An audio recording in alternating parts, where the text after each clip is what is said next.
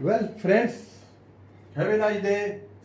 I am JB Malik before you. Welcome to Success Mantra by J Malik. Today I am going to discuss very important chapter, that is before buying home. क्या सुनिश्चित करें घर खरीदने floor खरीदने से पहले, क्या हम सुनिश्चित करें कि ताकि हमें किसी तरह की कोई भी हमारे साथ धोखाधड़ी ना हो। तो इसको देखिए, मैंने दो हिस्सों में बांटा है। एक तो जो बिल्डर से, विशेषकर मैं फ्लैट और फ्लोर के बारे में बात कर रहा हूँ, तो इसको दो पार्ट्स में किया है। To ensure the following point regarding builder और to ensure the point regarding house और फ्लैट। हाउस और फ्लैट के बारे में क्या देखना है, क्या चेक करना है, और बिल्डर के बारे में। पहले builder developer project is RERA registered. ये रेरा में रजिस्टर्ड होना चाहिए। ये एक रियल एस्टेट रेगुलर अथॉरिटी है, वहां पर रजिस्ट्रेशन इसका होना बहुत जरूरी है। तो ये चेक करना है first of all. Builder has legal title of land.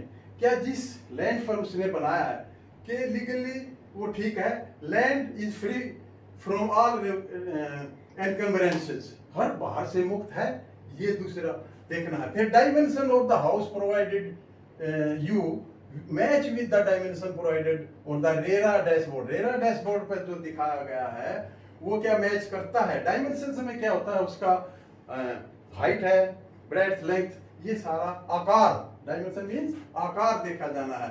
फिर देयर आर एनी कंप्लेंट, कोई बिल्डर के अगेंस्ट कोई कंप्लेंट तो नहीं है इन एनी कंज्यूमर फॉर्म, किसी भी कंज्यूमर फॉर्म में कोई कंप्लेंट तो नहीं है।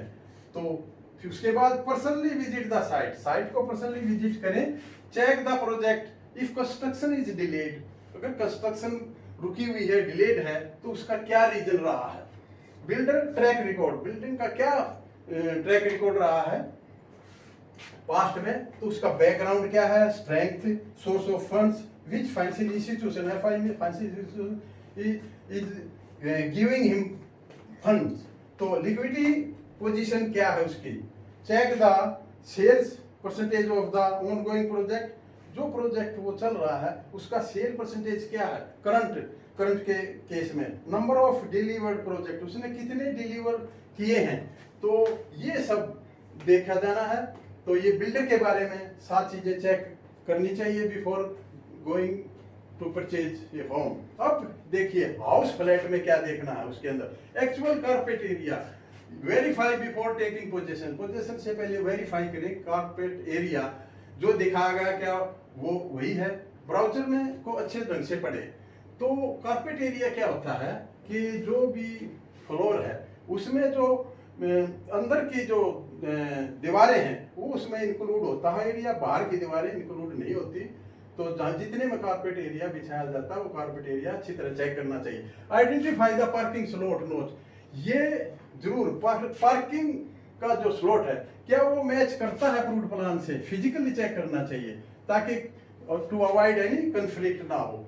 Amenity utility, electricity, gas, water etcetera, ये क्या वेल कंस्ट्रक्टेड है और ऑपरेशनल है as mention in the brochure के हिसाब से। NOC for the electricity, water, gas connection के एनओसी, नो ऑब्जेक्शन सर्टिफिकेट लिया हुआ है कंसर्न डिपार्टमेंट से। और डेवलपमेंट चार्जेस, ये कई बार बड़े हैवी लगते हैं, तो कुछ केस में ये सेलर को ही देने होते हैं। तो before taking possession of flat house ये सब डिसाइड कर लेना चाहिए। Security and fire safety, very important aspect. If staying on a lower, अगर लोअर फ्लोर पे उसको लेना है तो उसको एग्जामिन केयरफुली करना चाहिए, उसका क्या अरेंजमेंट है, सिक्योरिटी अरेंजमेंट। और if staying on high floor, ये बड़ा इंपॉर्टेंट है कि हाई फ्लोर लिया तो consider the fire safety provision, क्या सेफ्टी प्रोविजन रहेंगे, क्या उसका एग्जिस्ट है, बाहर निकलने के क्या रास्ते हैं, एक्सटिंग्विशर एटसेट्रा, ये सब पॉइंट्स आप देखने हैं जो फ्लोर आप परचेज करने जा रहे हैं। देखिए अगर आप बैंक से लोन लेते हैं तो वो स्क्रूटनाइज ऑटोमेटिकली बैंक करता है, उसमें बिल्डर की भी स्क्रूटनाइज हो जाती है और हाउस या फ्लैट की भी, तो फ्लोर की भी। तो देखिए बैंक से लोन लेना जरूरी नहीं है, लेकिन अगर आप बैंक से लोन लेंगे तो उस आपको डॉक्यूमेंट्री और उसका फिजिकली चेकअप, क्योंकि बैंक किसी ऐसे बिल्डर को लोन नहीं देता है जो किसी प्रोजेक्ट को डिले करता है या जिसका हाल्ट है या धोखाधड़ी। तो ये था बिफोर बाइंग होम क्या सुनिश्चित करें, हमें ये सब सुनिश्चित ऑलरेडी कर लेना चाहिए। तो I think it is okay.